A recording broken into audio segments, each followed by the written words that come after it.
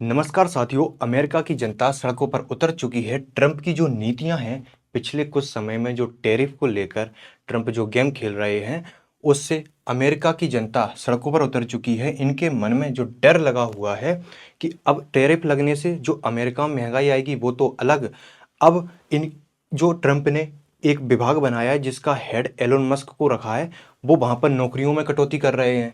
इस इससे यहाँ के लोगों के मन में बहुत चिंता है कि आने वाला समय कैसे निकलेगा, और लोग सड़कों पर निकल चुके हैं कि हमें हमारे हाल पर छोड़ दो।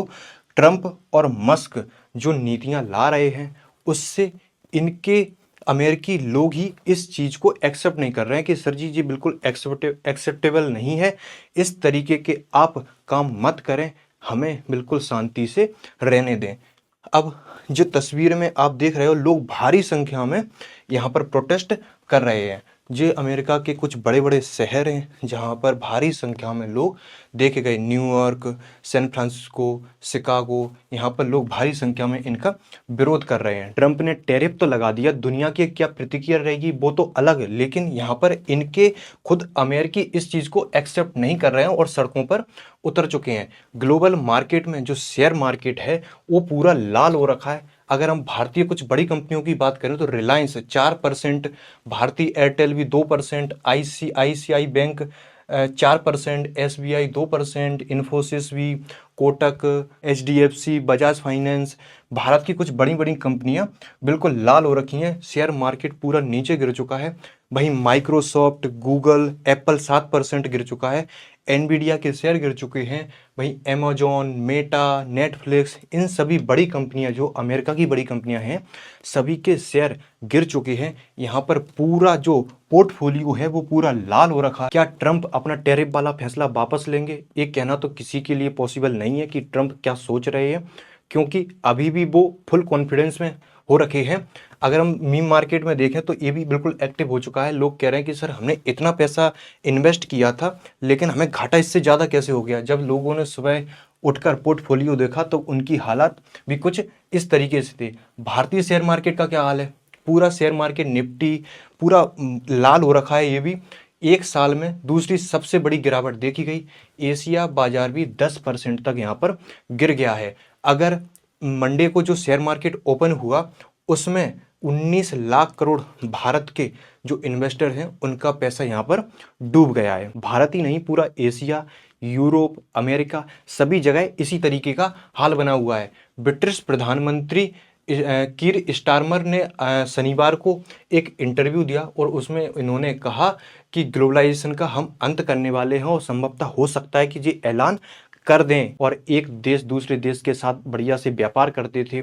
लेकिन ट्रंप ने जो टैरिफ लगाया, उसके बाद जो एक्स्ट्रा टैरिफ लगाए, जो भारी संख्या में टैरिफ लगाए, इससे पूरा जो ट्रेड मार्केट है इससे पूरा गड़बड़ हो गया। क्योंकि देशों के बीच जो फ्री ट्रेड एग्रीमेंट होता था और दुनिया के देश जो आपस में खुलकर जो व्यापार करते थे, लेकिन ट्रंप के टैरिफ लगने के बाद ट्रंप टैरिफ लगा रहे हैं, उससे दूसरा देश उन पर टैरिफ लगा रहा है। सिंगापुर के प्रधानमंत्री ने कहा कि दुनिया अब एक नए युग में प्रवेश कर रही है, जो ग्लोबलाइजेशन का दौर था वो अब समाप्त हो चुका है।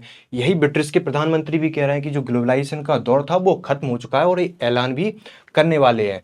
वहीं ग्लोबलाइजेशन ने दुनिया को एक बाजार बना दिया जिससे कोई भी देश किसी भी देश में अपना सामान बेच सकता है। जिससे हुआ क्या कि दुनिया के देशों के बीच एक दूसरे से मिलजुल कर कारोबार बढ़ा। पहले क्या होता था, जैसे भारत को ही ले लो, पहले भारत में हम सामान बनाते थे और हम ही अपने सामान को अपने पूरे देश में डिस्ट्रीब्यूट करते थे। लेकिन उसके बाद जैसे ही ग्लोबलाइजेशन का दौर शुरू हुआ, उसके बाद भारत ने अपना पूरा मार्केट ओपन कर दिया दुनिया के लिए। उसके बाद से बाहर के देशों से सामान आने लगे, जिस पर हाई टैक्स की बजाय बिल्कुल मामूली सा टैक्स लिया जाने लगा। कई देशों ने फ्री ट्रेड एग्रीमेंट कर लिए एक दूसरे के साथ, जिससे सामान सस्ता भी हुआ और इससे नए रोजगार और नई नौकरियां पैदा हुई। लेकिन ट्रंप ने यहाँ पर जो टैरिफ का गेम खेला, इससे वो उन देशों पर टैरिफ लगा रहे हैं, वो अमेरिका पर टैरिफ लगा रहे हैं। ट्रंप का यहाँ पर कहना क्या था? ट्रंप का कहना था कि हम अमेरिका में रोजगार सृजन करेंगे और जो अमेरिका को एक बार फिर से अमीर देश बनाएंगे। जैसे अभी अमेरिका बहुत गरीब देश है, अमेरिका को फिर से मैन्युफैक्चरिंग हब बनाएंगे, जैसे चाइना इस वक्त दुनिया में मैन्युफैक्चरिंग हब बना हुआ है। अब आपको क्या लगता है कि ट्रम्प बैकफुट पर चले गए होंगे? ये सब जो हो रहा है अमेरिका में, जो प्रोटेस्ट हो रहे हैं इनको लेकर, अभी भी ये पूरे कॉन्फिडेंस के साथ आगे बढ़ रहे हैं। इनका कहना है कि जो हमने टैरिफ लगाए हैं उनमें से 50 देश हमसे बात करने के लिए तैयार हो चुके हैं, जो ऑफिशियल इनका स्टेटमेंट है।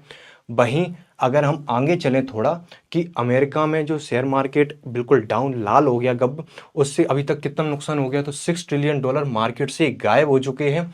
आगे अगर अर्थशास्त्रियों ने अनुमान लगाया कि जो अमेरिका की बेरोजगारी दर अभी 4.2% है, वो आने वाले समय में 5.3% हो सकती है।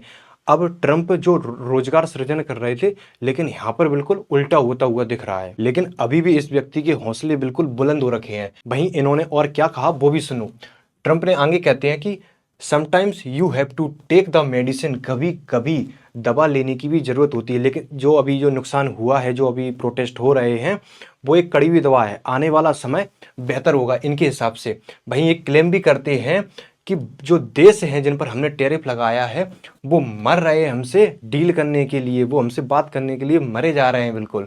वहीं आगे अगर अमेरिका के राष्ट्रपति जो आप ट्रंप को देख रहे हो, ये पूरा बिजनेसमैन वाले व्यक्ति है।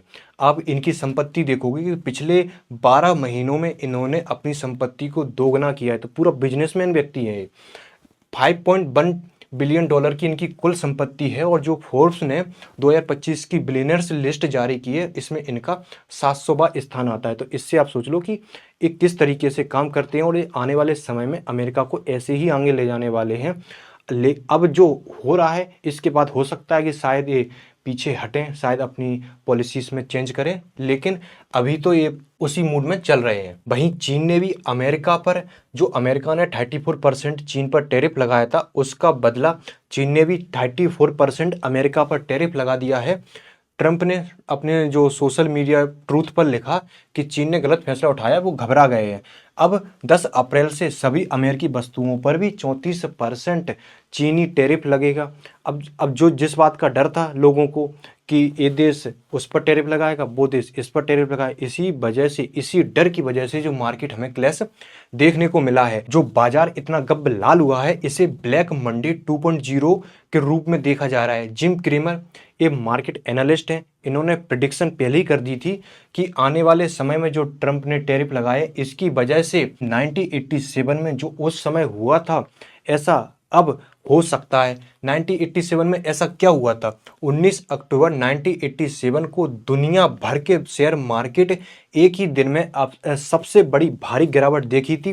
22.6% की उस समय गिरावट आई थी, और ये इतिहास की एक दिन में होने वाली सबसे बड़ी गिरावट थी। मार्केट में जो इतनी गिरावट देखी गई, उसके पीछे भी कुछ कारण है। जो ट्रंप ने देशों पर टैरिफ लगाए, अब लोगों को यहाँ पर डर है, इस बात का है कि ट्रंप ने टैरिफ लगा दिए, बदले में वो देश भी टैरिफ लगाएंगे। जैसे अमेरिका ने चीन पर 34% टैरिफ लगाया, चाइना ने भी बदले में 34% टैरिफ लगा दिया। अब कंपनियों को इस बात का डर है कि सामान महंगा हो जाएगा तो कंपनियां अपना प्रॉफिट कैसे निकालेंगी। एक तो कारण ये हो गया। दूसरा, ट्रेड वॉर का डर, क्योंकि अगर हर देश अपने यहाँ मैन्युफैक्चरिंग करने लगा, जिससे महंगाई तो बढ़ेगी ही, और जो ट्रेड साइकिल है पूरा, वो गड़बड़ा जाएगा। इसीलिए लोगों ने मार्केट से पैसा निकालना शुरू कर दिया, और जैसे ही मार्केट से पैसा निकलना शुरू हुआ, उसके बाद मार्केट धड़ाम हो गया। और वहीं एक दूसरी बात, सोना चांदी यहाँ पर उसके भी रेट कम हुए हैं, तो जिसको खरीदना है वो अभी खरीद सकता है, सही समय है। अब अगर ट्रंप टैरिफ वाला जो मुद्दा है उसको साइडलाइन नहीं करते हैं, क्योंकि अमेरिका में कभी राष्ट्रपति को लेकर इतने बड़े प्रोटेस्ट होते नहीं हैं जो अभी हमें देखने को मिल रहे हैं। बाकी ट्रंप इस परिस्थिति से कैसे डील करते हैं, क्योंकि अभी भी वो बिल्कुल कॉन्फिडेंस में है कि आने वाला समय बेहतर होगा अमेरिका के लिए। जो अमेरिका को लेकर वो पॉलिसी बना रहे हैं कि अमेरिका को हम फिर से अमीर देश बनाएंगे, फिर से ग्लोबल लीडर बनाएंगे, मैन्युफैक्चरिंग हब बनाएंगे। बाकी ये देखना होगा कि आने वाले समय में क्या होता है।